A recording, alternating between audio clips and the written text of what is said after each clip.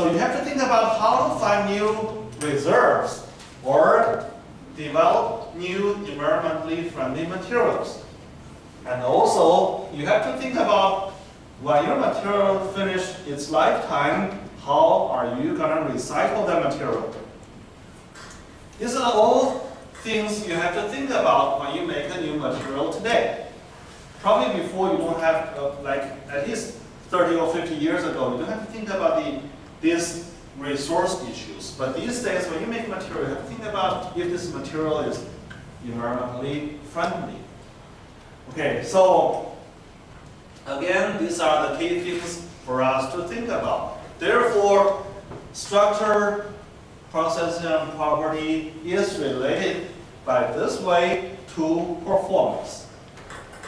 Performance include how the material is going to last under its application, and also how are you going to destroy the environment? How are you going to consume the resource? So these are the key factors you have to think about when you make a new material. So let's come back to the goal of this course. The whole purpose of having this course is to understand the origin and relationship between these four properties, four things: processing, structure, property, and performance. Therefore, use the right material for the right job. Also, this course is going to help recognize with your discipline the design opportunities offered by material selection. This course, when you learn the fundamental of material science, you will have an idea of the background issues, how you want to make a material selection, and why you want to make this kind of a selection. What are the principles behind to direct you to make such decision? Okay, so this is the function of this course.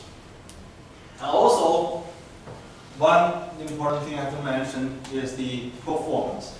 With the nano, bio, smart materials, okay, well, this can make technological revolution. This is all new materials. This is a very hot topic. Bio, anything nano, anything smart is highly funded today. They are advanced materials. Well, this can make technological revolution. Also, you have to think about a lot of conservation and reuse method and policies of those materials. Okay, these policies can have tremendous environmental and technological impacts. So these days, the material science is very closely related to the environmental impact. For example, examples of the hybrid cars in 2004 made by Toyota is a very good example of saving energy and contribute to the environmental pollution. Okay, these are something that people in material science are recommending to the material science scientists. So the motivation to do this, the motivation to find a right material for the right job is actually based on a lot of failures in material science history. Okay, so without the right material, we say good engineering design is wasted. Therefore, we need the right material for the right job because we have a lot of very valuable experiences from the material failure.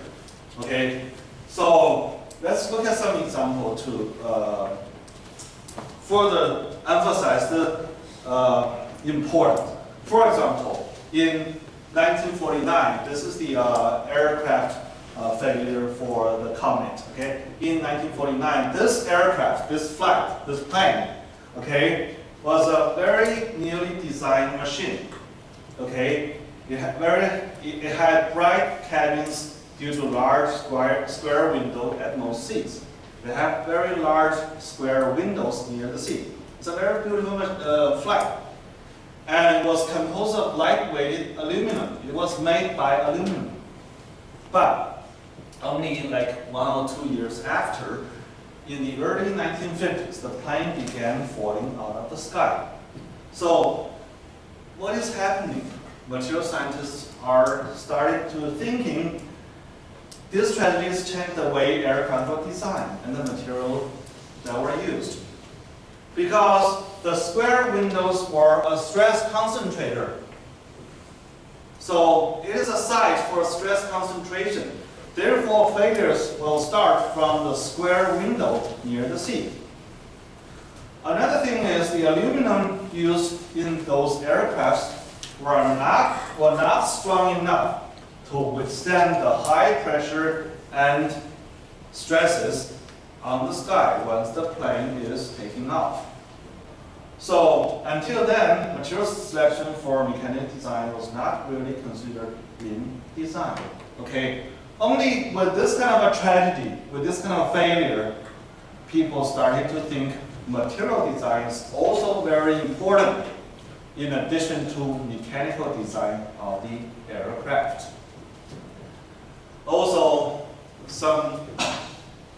this thing happened recently in the year of 2000 in August. The Concorde aircraft, okay, is one of the most reliable aircraft of our time, was taking off from Paris airport when it burst into flames and crashed, killing all on the board. Now, what is the problem? The problem is investigation determined that a jet that took off ahead of the Concorde had a fatigue-induced loss of metallic components of the aircraft, which was left on the runway. Now, the thing is, the problem is not the Concorde itself, but an aircraft ahead of that Concorde flight.